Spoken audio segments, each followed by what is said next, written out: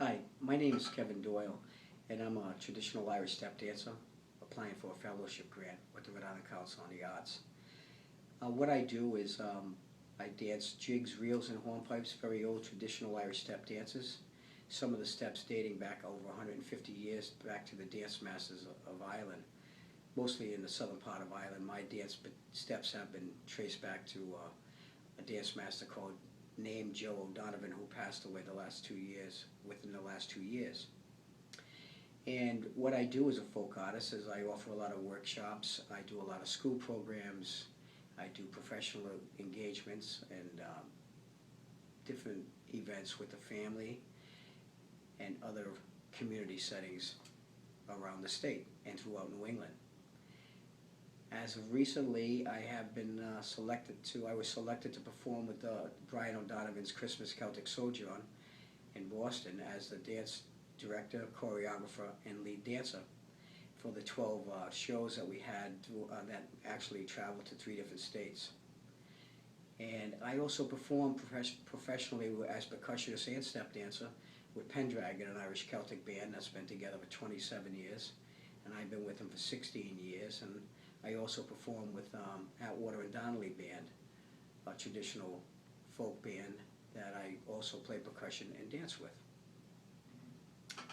So a little history about how I started learning how to dance was my mom was a step dancer in Ireland who came to this country in the 1930s, and she brought her dance form to this country with her. She learned her art form from her mom, who was a step dancer, and also her schoolmaster, Michael Rock, who was the headmaster that was also a step dancer. So they would have that as an activity at school as well, the step dancing. So when she came to this country, she brought that dance form with her, and she started teaching me when I was 8 years old. I had seen the movie with James Cagney, Yankee Doodle Dandy, and I was so infatuated with his dancing that I went out to the kitchen and said, "Mom, I want to learn how to dance." And naturally, she took me to an Irish dance school and started teaching me herself all her steps that she had brought to this country. So she started teaching. My sister Maureen was 6 years old. I was 8 years old, and we used to learn all the traditional steps of the jigs, the early steps of the jigs and the reels from my mom. And it was every morning before we went to school, we would practice a new step. She would lilt a tune, which lilting is a form of music that they used in Ireland, that you just lilted with your voice if you didn't, for the lack of musical instruments. Lilting, a sample of lilting would be a reel that she used to lilt. McLeod's reel would be dum diddly diddly di diddly dum doodaloo diddly di diddly dum diddly di di diddly di dup dup diddly lum. And we would do a dance, a reel that was consisted of sevens and some threes, the way they would dance in the rhythmic pattern. And off we'd go. We'd have our uniforms on for St. Matthew's School, and we'd do our dance, and off to school we'd go. Which she would make sure we had those steps learned before we went off to school. So from there, my mom taught us a lot of her old style of steps, and then she took us to a place in downtown Providence on Green Street. And every Sunday afternoon, 2 wonderful dancers from the Boston community, Irish community, Steve Connie and Mary Sullivan, would come down, and they would teach classes down there in a rented space they had down there every Sunday afternoon. And there we started to advance with our style of steps, which enabled us to perform and actually compete in many dance competitions throughout New England, which are called FESH. The FESH is a dance competition.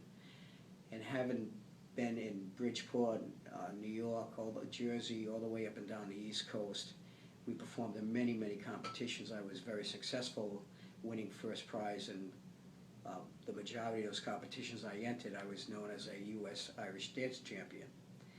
So from out of that, I actually got to get an audition for the famous Ted Mack show in New York City, which filmed in New York City, variety show in the 60s that was on TV.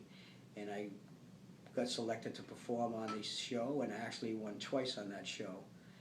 And out of that became another opportunity. They see me on that and on that show, and I got a chance to audition for the Tony Grant's Theater on the Steel Pier in Atlantic City.